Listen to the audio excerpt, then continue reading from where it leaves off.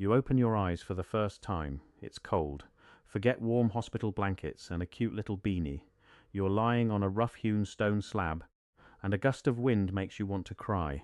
Don't. Crying is a bad first move. The year is 485 BC. The place is Sparta, Laconia, and that big, bearded man holding you up to the light isn't your proud dad. He's a member of the Gerousia, the Council of Elders, and he's currently inspecting you like a piece of fruit at the market. This isn't a checkup. It's a quality control test. He's looking for imperfections, weaknesses, any sign that you won't be a credit to the state. You pass. You don't have a club foot or a suspicious cough. Congratulations, you get to live. The baby next to you wasn't so lucky. He's being sent on a one-way trip to the slopes of Mount Taygetus. It's a tough returns policy. Your mother takes you back. She doesn't coo or call you her little pookie-wookie. She looks you dead in the eye, her expression as hard as the landscape around you. Her job isn't to cuddle you, it's to make you tough. For the next 7 years this is your life. You play in the dirt. You see men with long hair and red cloaks marching everywhere. You also see the helots, the state-owned slaves who work the fields and do literally everything that isn't training for war.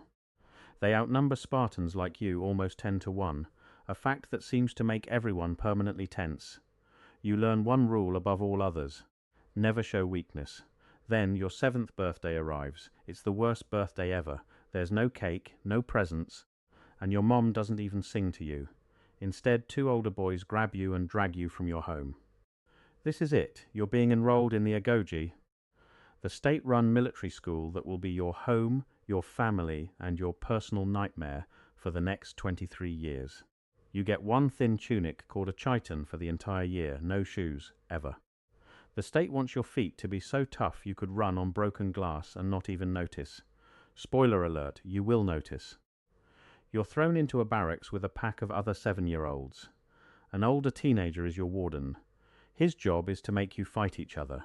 For food, for a better sleeping spot, for no season at all. It's like Lord of the Flies, but with a government grant. The first lesson you learn is that the group is everything. The phalanx, the military formation you'll one day fight in, is built on trust and unity. So while you might punch your bunkmate in the face for a crust of bread, you also learn to depend on him. Speaking of food, let's talk about the menu. Your primary source of nutrition is a culinary abomination known as melas zomos, or black broth. It's a delicious-sounding mix of boiled pig's legs, blood, salt, and vinegar. A visiting dignitary from Sybaris once tried it and said he now understood why Spartans were so willing to die. You gulp it down, trying not to gag. It's less a meal and more a punishment for being alive. The state intentionally keeps you hungry.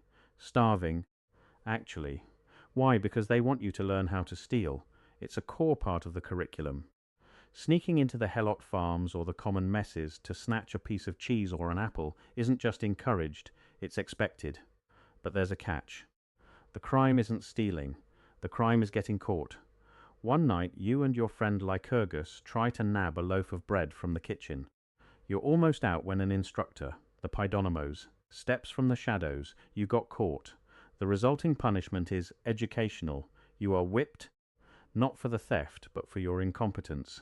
As the leather bites into your back, you don't scream. You don't even whimper.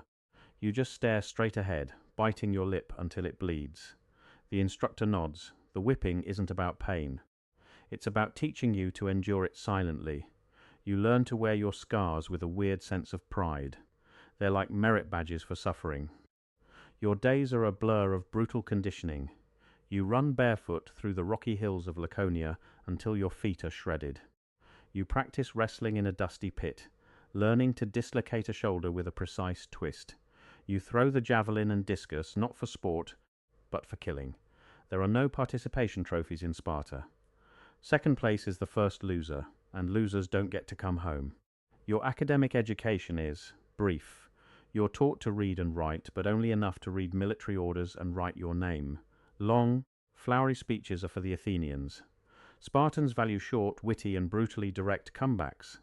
They call it laconic wit. Named after your homeland, one day, a teacher asks you what the most important lesson is. You think for a moment, then say, endurance. He smacks you on the back of the head. Wrong. Obedience. You hear stories of the heroes you're meant to become, like the boy who stole a live fox and hid it under his tunic. When the instructors approached, he stood silently as the terrified animal clawed and bit into his stomach, disemboweling him. He fell dead without making a sound, rather than reveal his theft. This isn't a horror story. To you, it's an inspirational poster. It's the gold standard of Spartan toughness. You look at your own stomach and wonder if you'd have the guts, literally. Years pass in this brutal rhythm of hunger, pain, and training. You are no longer a boy. You are a machine forged in the fires of the agoge, stripped of individuality and reforged as a cog in the Spartan war machine. Your face is hard, your eyes are cold, and you can kill a man with your bare hands in 6 different ways. You think you've seen the worst the agoge has to offer. You think you're finally ready. You're wrong. One evening, as you stand with the other 18-year-olds, the paidonomos gathers you. The air is heavy. This isn't the usual end-of-day lecture. He tells you that your basic training is over. Now, the real test begins. The most promising among you will be selected for a special duty, a rite of passage known as the krypteia. This isn't a drill. It isn't a training exercise against your fellow Spartans. You will be sent out into the countryside alone, with only a knife. Your mission: to hunt and kill the most dangerous game of all. Helots, your name is called, you've been chosen. You are handed a dagger, its edge cold and sharp against your palm. The instructor leans in, his voice a low growl. You are no longer a boy learning to fight. Tonight, you become a wolf.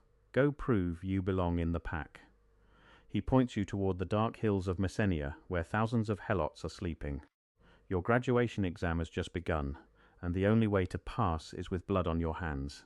If you enjoyed this trial into the brutal past, subscribe to our ranks and prepare for the next chapter.